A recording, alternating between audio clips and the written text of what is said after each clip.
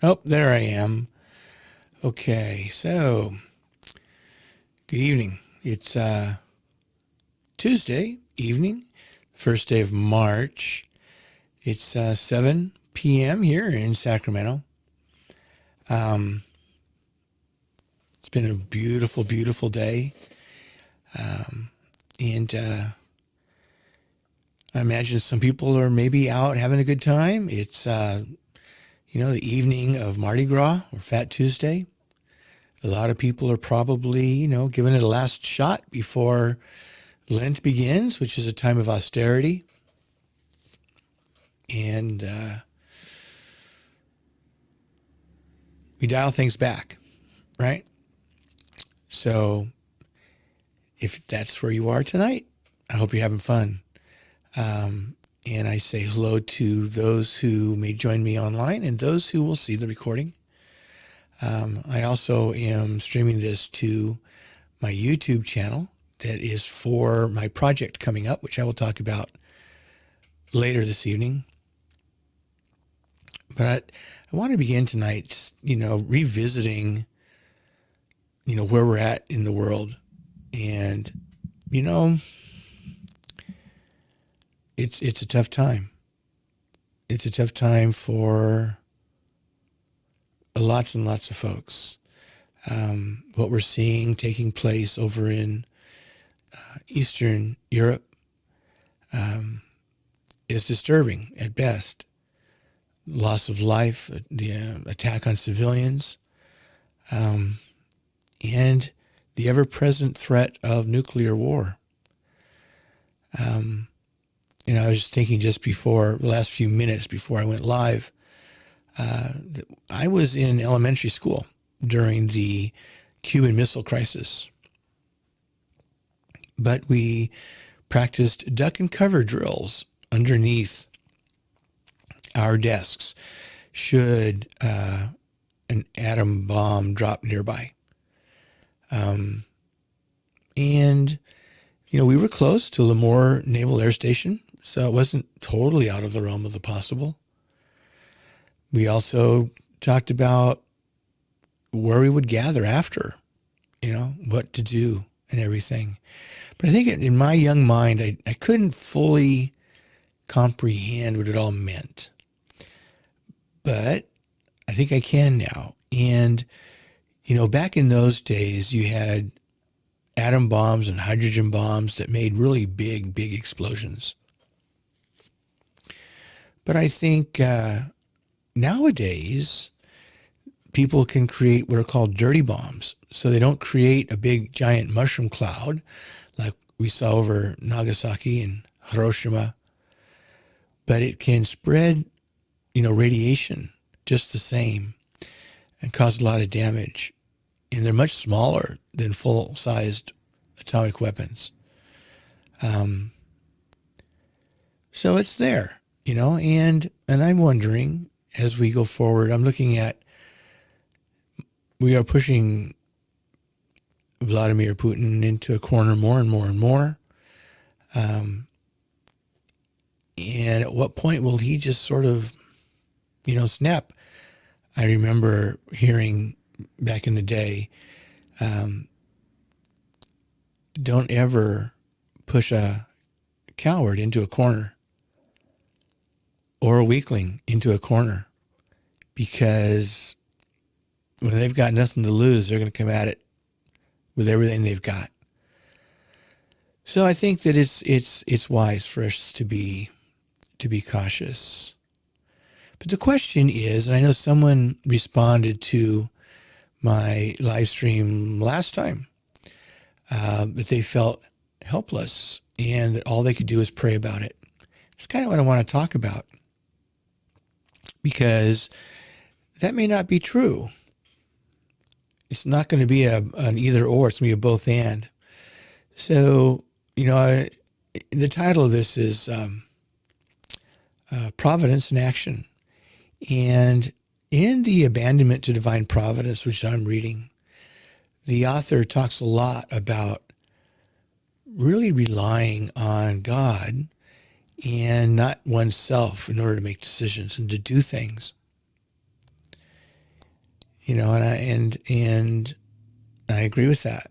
Rather than moving ahead on something just because I want to do it, may not be the best thing, but to wait on God and use discernment before we move forward to make sure that what we're doing isn't just of our own design, but is in line with God's will.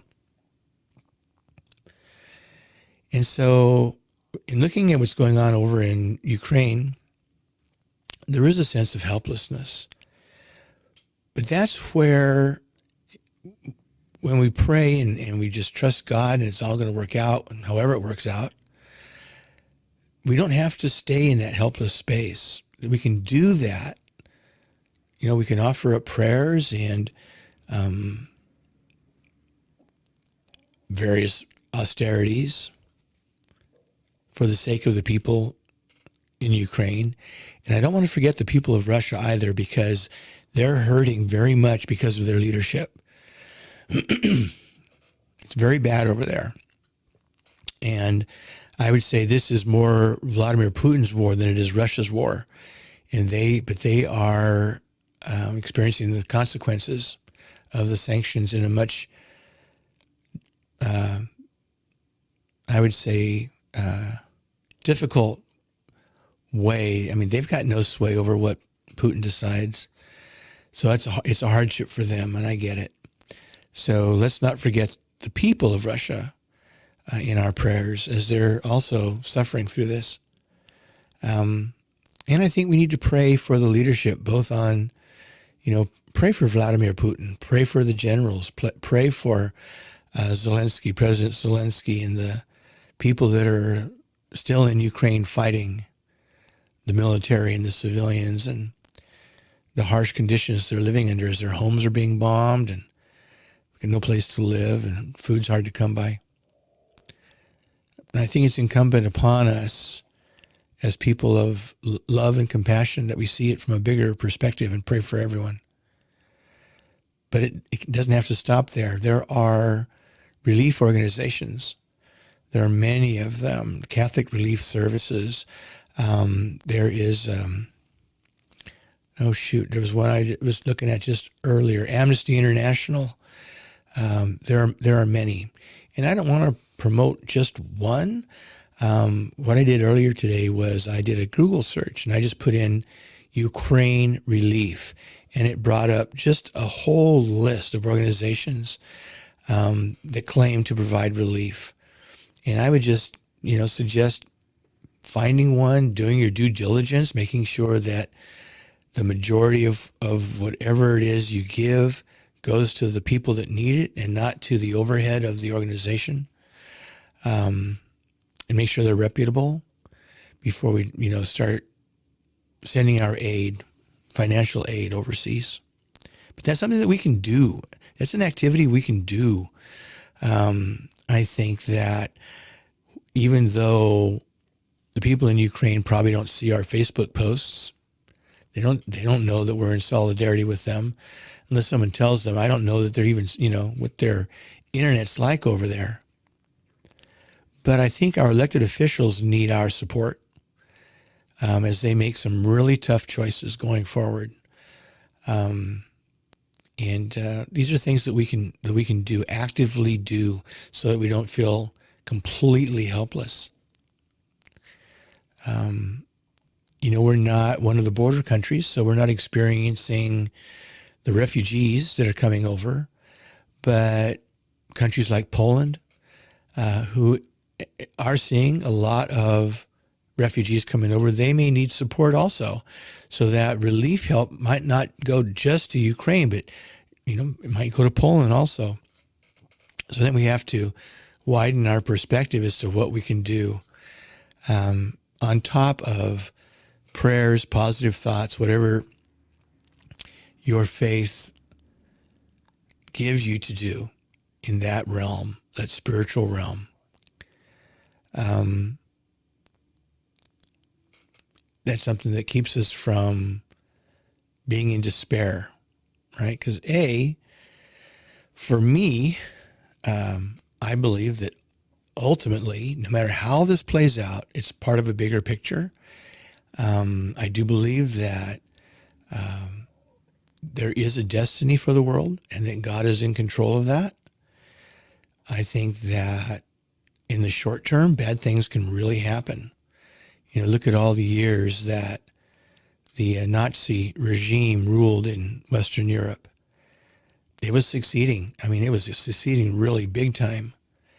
And then it shifted.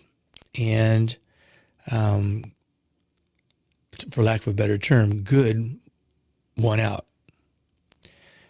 And I think we see that even when you look back on the years of the Roman Empire. It didn't end well. It was a hard place. Unless you were a Roman, it was a tough place, that Roman Empire. And it came to an end. And it was a tough time for people who lived in Europe. But we came out of that, right? So we don't get stuck in these places. So I think even if things don't go as we might like them to go, then I think the bigger picture is that it will eventually. It will eventually. So I guess in a way I'm saying don't lose hope. We always have hope. No matter how bad it gets or how bad it looks, there's always hope. And maybe not always spend less time, watching the news and listening to the reports and reading the articles. Give our minds a break, give our emotions a break so that we aren't completely overwhelmed with the tragedy that's occurring. Not to stick our heads in the sands, but to give ourselves an opportunity to breathe. So let's not lose hope. Let's keep the faith. Okay? That's all I've got to say about that. What I'd like to do now is I want to share a little bit about my new project. And so what I'm going to do is I'm going to change my background to the background that I'll be using. Let's see here. Let me find it here. Where are you? You are not readily visible to me. And why is that, Chris? It's a good question. So I'm going to... That's weird. That's just really weird. So, okay. So I might have to go out there and actually find it and bring it over. Yeah, so let's just do that real quick.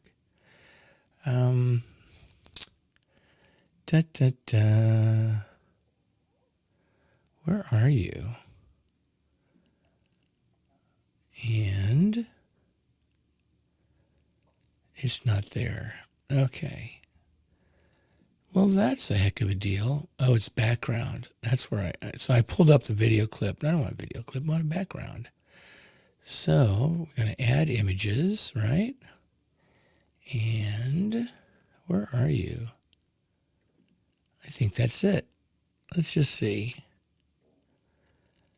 It's uploading. It'll be here in a second. I appreciate your patience. Oh, there it is. Okay, so I'm going to switch to my new virtual background,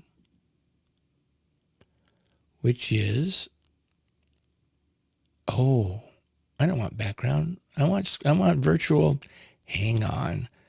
Sometimes I've confused myself. All this newfangled technology here. There it is. I knew I had it.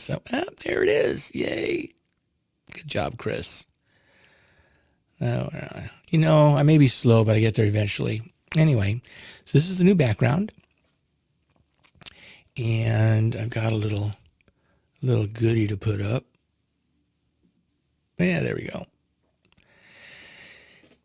So what it's going to be, and I've got an intro video. I'm not going to show it tonight, but I will tomorrow. Hopefully in the morning. I don't know. It depends on how early I get up. But it's called Reflections, and I'll be giving a reflection on that day's reading that comes out of the daily Mass. And I'm going to try to do that every single day of Lent. And we'll see after Lent, we'll see what I do. So what I want to do is, it's late, but instead of looking at tomorrow's readings, which is what I'll talk about tomorrow, Ash Wednesday, by the way, is I'm going to take a look at today's readings. And, these aren't going to be long videos, just a few minutes. Who has time? No one has time. It doesn't take much time to give a little reflection. So this is taken from the Gospel according to Mark. Today's reading is in chapter 10, and it's on the heels of a previous reading that had to do with the rich young man, where he said, what do I need to do to be saved, basically. And Jesus said, well, do all the commandments. And he said, yeah, I've been doing those since my youth. And then Jesus says, basically, one thing you lack, and that is, you need to give what you own to the poor, and then come and follow me. And the rich guy walks away sad because he couldn't do it. So that's the story. And then this is on the heels of that. Peter began to say to Jesus, we have given up everything and followed you. And I want to just stop there. Oh, we got a comment. Let's see what it's all about. And if it's about Ukraine, then we'll go back there for a second, but we'll just see. Deep Thoughts with Jack Handy. I know, Dave. Hi, Dave. I'm sure it comes out of a movie, and for the life of me, I can't think of it. Jack Handy. No, doesn't ring a bell. Anyway, you can remind me down the road.